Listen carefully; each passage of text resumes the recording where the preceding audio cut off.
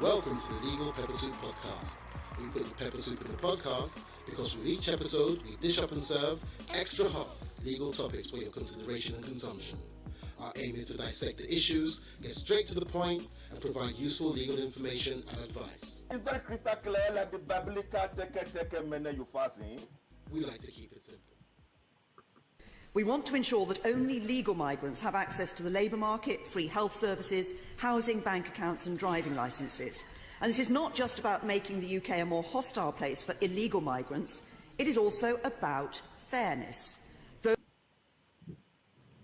I will shortly leave the job that it has been the honour of my life to hold. The second female Prime Minister, but certainly not the last. I do so with no ill will, but with enormous and enduring gratitude to have had the opportunity to serve the country I love. Well, I'm laughing because if you look at the first clip, that was Theresa May acting as the Home Office Minister in 2011, announcing in Parliament, laying the groundworks and foundation for the hostile immigration environment which is currently in operation in the United Kingdom today. The second clip was of Theresa May resigning. Am I sorry or sad to leave her go? No, I'm not at all. I have seen firsthand the devastation and destruction that the hostile immigration policies have caused immigrants into the UK. Immigrants are being treated as if they are subhuman in certain cases. No regard is taken into how long they have been here or what their extent of ties are in the United Kingdom. The Windrush scandal, for example, is one of those clear-cut examples of the hostile immigration environment that was brought into place by Theresa May.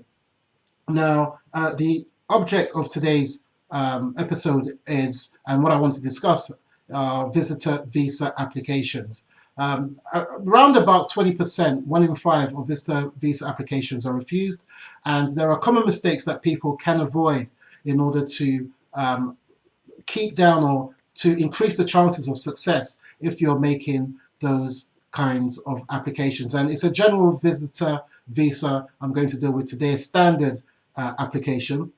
And why I am bringing this up today and why I want to discuss it today is a friend of mine who became a client came to me earlier this year and said, look, I've tried to bring in my mum to come and visit me and my family, and I've been refused twice. Can you help me make this application?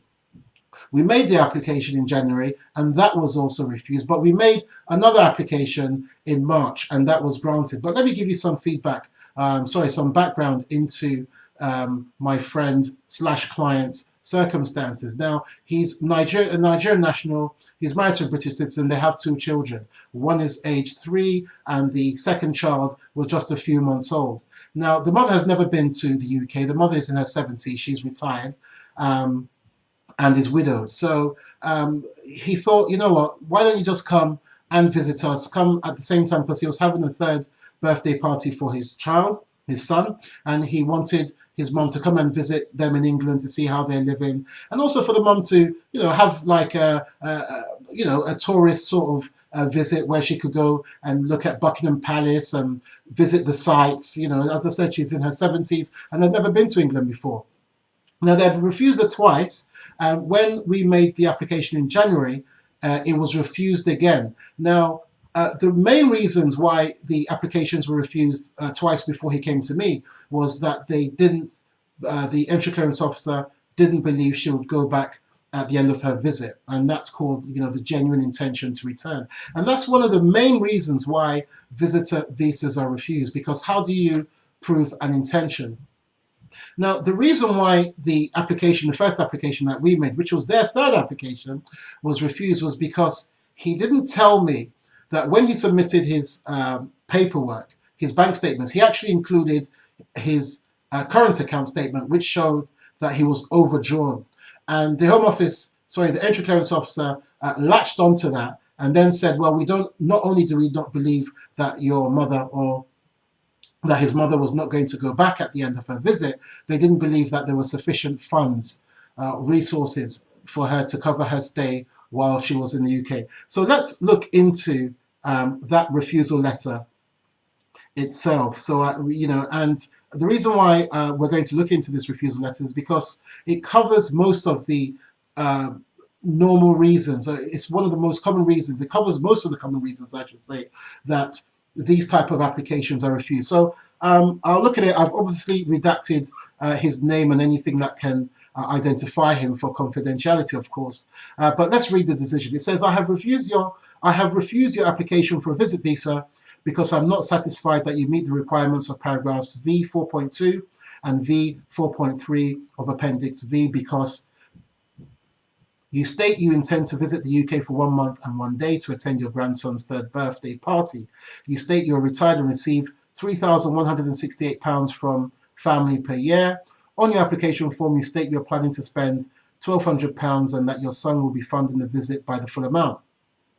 The second paragraph goes on to explain that the onus is on you to qualify for entry clearance and so on. It goes on later on in that second paragraph to say, although you have submitted your travel documents, a letter from church and your sponsor's documents, sorry if I just repeat that, it says, although you have submitted your travel documents that you have submitted do not fully evidence your own personal, social, or financial circumstances in Nigeria.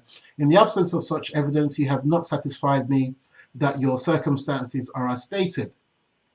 As evidence of your son's available funds, you have submitted a bank statement from NatWest Bank for an account in his name with a closing balance of minus £6,137.82 on the 30th of December 2018.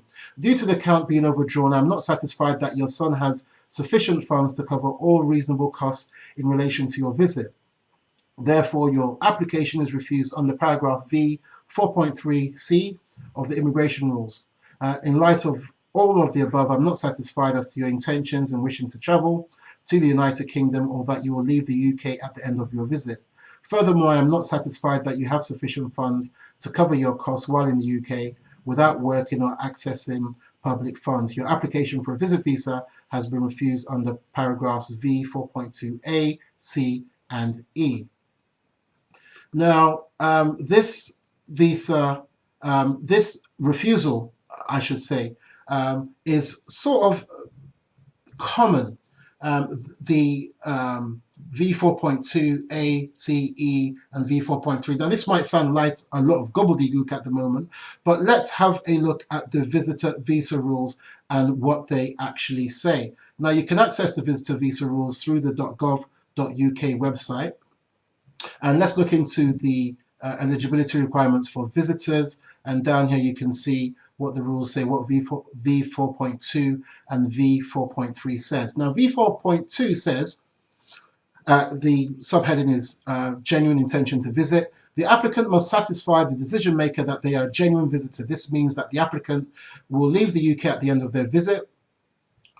That's the A. C, it was refused under C, is genuinely seeking entry for a purpose that is permitted by the visitor routes. And E, must have sufficient funds to cover all reasonable costs in relation to their visit without working or accessing public funds. This includes the cost of the return or onward journey, any costs relating to the dependents, and the cost of planned activities such as private medical treatment. Now, if you remember, it was also refused under V 4.3c, which says the subheading here is funds, maintenance, and accommodation provided by a third party. The third party in this case was the applicant's son, and because obviously his bank statements were overdrawn, they relied on V 4.3c here, which says can and will provide support to the visitor for the intended duration of their stay. Now, this is these are the reasons why the application was refused. I'm just going to go quickly back to that refusal letter and how we addressed it and what we tried to do. So obviously they'd made 2 applications before. This was the 3rd one that they'd made through us. Now, what I told him, I was quite surprised when the refusal letter refers to the closing balance of minus £6,000, because he had more than that money. He had savings accounts, savings of over £10,000.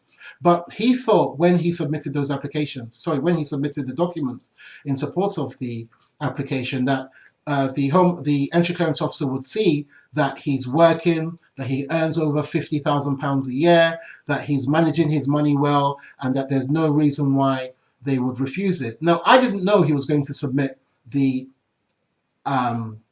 accounts in an overdrawn status. He told me they were overdrawn, but I reminded him, make sure you submit your accounts, make sure your accounts are in credit. If they're not in credit, make sure you also submit your bank statements, your savings account statements, to show that you have more than the deficit in the overdrawn balance. And he said that was okay. So I was quite surprised with that.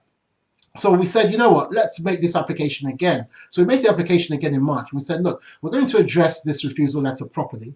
We're going to make sure, which I told him, make sure that your bank statements are in credit, or if not, make sure you submit your savings account statements to show that you are in credit.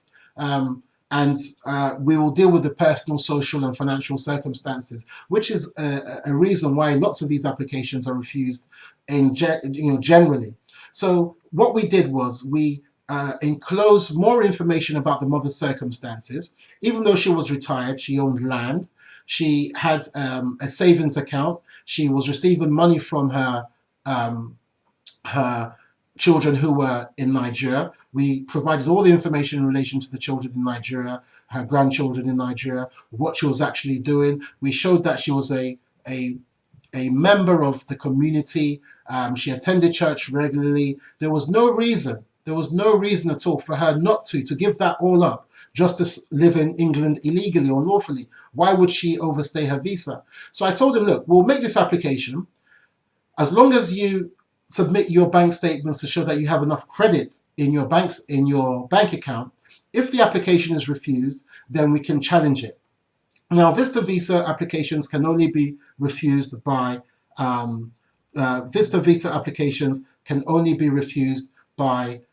judicial review.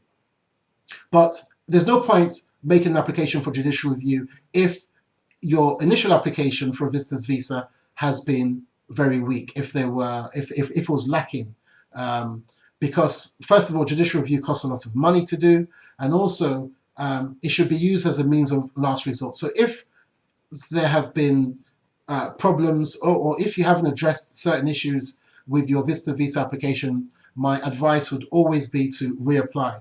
Now, what is judicial review? For those of you who don't know, that is a method in which you can challenge a decision of a public body like the Home Office or the Entry Clearance Officer in the court in England to say, look, they have acted unlawfully, irrationally, unreasonably, and therefore you want the court to review the decision of the public body, in this case, which would be the Entry Clearance Officer, to review that decision to say, look, we have satisfied the immigration rules and still the application has been refused. We think it's unlawful. We want you to review that decision and declare that the decision was unlawful, and that would then give you a chance, or the court could direct the Home Office or the Entry Clearance Officer to change their decision or declare that that decision is unlawful.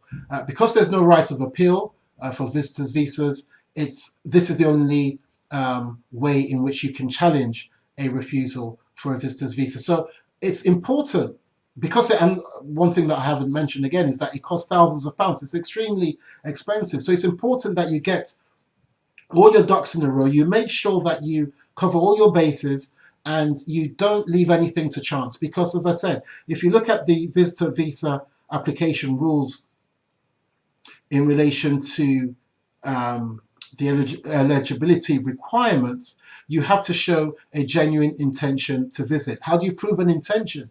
So it's important that when you make the application, that the Entry Clearance Officer is aware of all your personal circumstances. There's no point just making an application and saying, oh, my visit will be covered by whoever is sponsoring me. This is where I'm going to stay, or this is the money I'm going to use. If you're going to show your bank account, you need to show exactly where that money came from. What are you doing? What are your personal circumstances? What are your social circumstances? The Entry Clearance Officer has to build up a sort of a rounded opinion of you. He has to be quite clear as to what your circumstances are in order to say, okay, I know who this person is. I'm aware, I can see what they do. I can see that, yes, they're coming to visit, and I can see why they will want to come back. Because believe it or not, a certain percentage of people who come to the UK as visitors tend not to go back again. And that's something that the entry clearance officers are seeking to avoid. So it's quite important that you, as I said, it's quite important that you address your personal and social circumstances when you make this visa application. It's important as well, as I said, to make it clear where your money is coming from and how you're going to be supported. In this case, the mistake that they made was to submit a bank account that was overdrawn.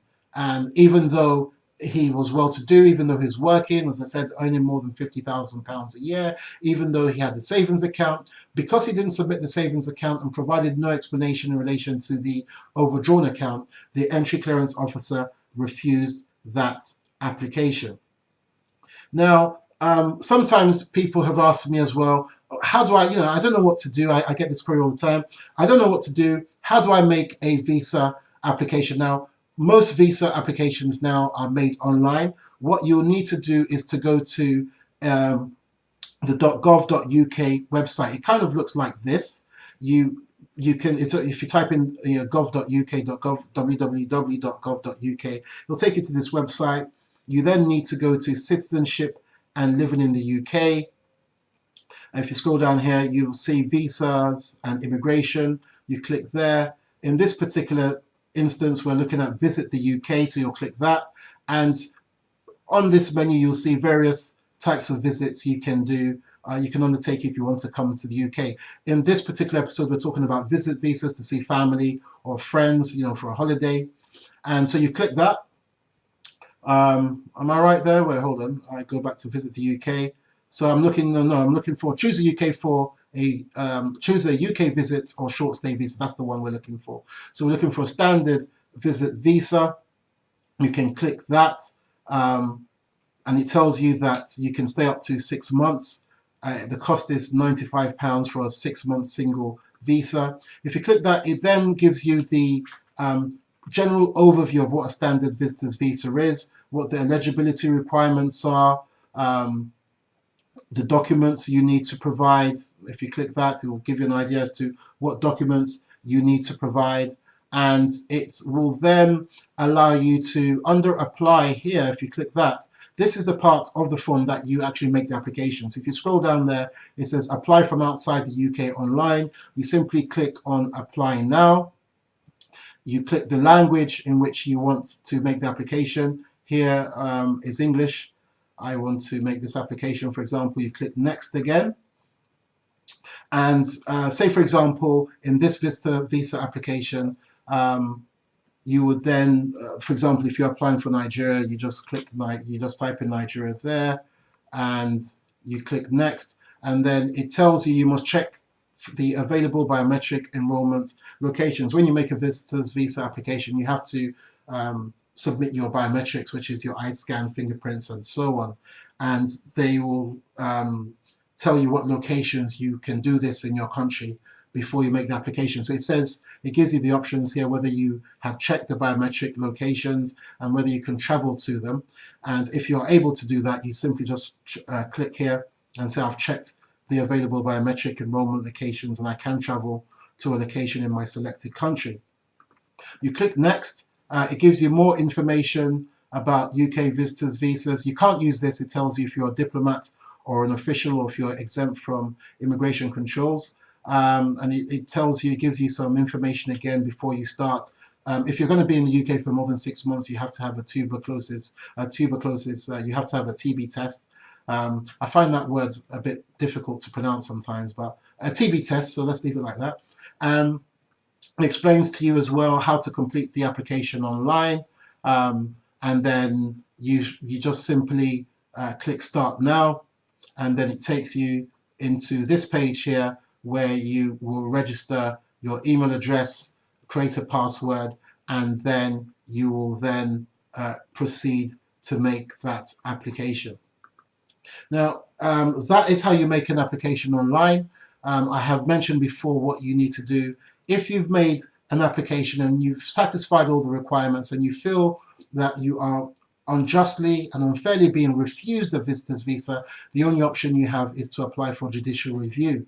I wouldn't suggest you take that option until you probably take legal advice to decide whether or not you have enough merit or if you have addressed the reasons for refusal. Because a lot of times people are refused, but they don't really understand the actual issues that are involved. So maybe they've made the application 2 times or 3 times, but they continue to make the same mistakes, or they don't address the same issues. Now remember, if you've been refused a visitor's visa in the past, and you want to make another application, if you don't address those issues that the entry clearance officer has raised, he's going to just rely on the same reasons again. So, there's no, sometimes some people, what they'll do is they'll make the application maybe, 2 years ago, and they'll make the application this year, and they still won't address the issues that were raised 2 years ago, hoping somehow that the entry clearance officer won't remember or they won't know. Of course they will know. Once they input your date of birth, your nationality, your name, your information will come up straight away on your file, and they'll see the reasons why the application was refused before. And if you haven't addressed those reasons, of course they're going to just rely on that. They'll take the money for the application fee and then rely on those same reasons to refuse you.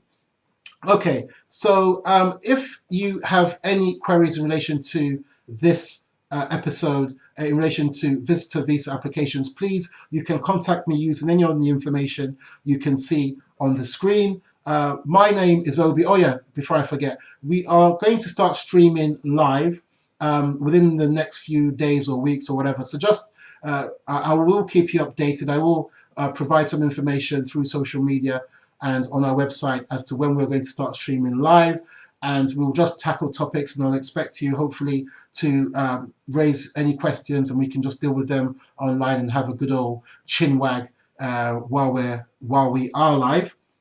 If there are any particular questions or topics you want us to address, please send them through and I will certainly try to deal with them or try to create an episode in which I deal with those topics. As I said, if there's anything in particular in this episode that you want to discuss, you can contact me through the information that is scrolling on the screen, through the social media, which is Twitter, Instagram, Facebook, all that lovely stuff.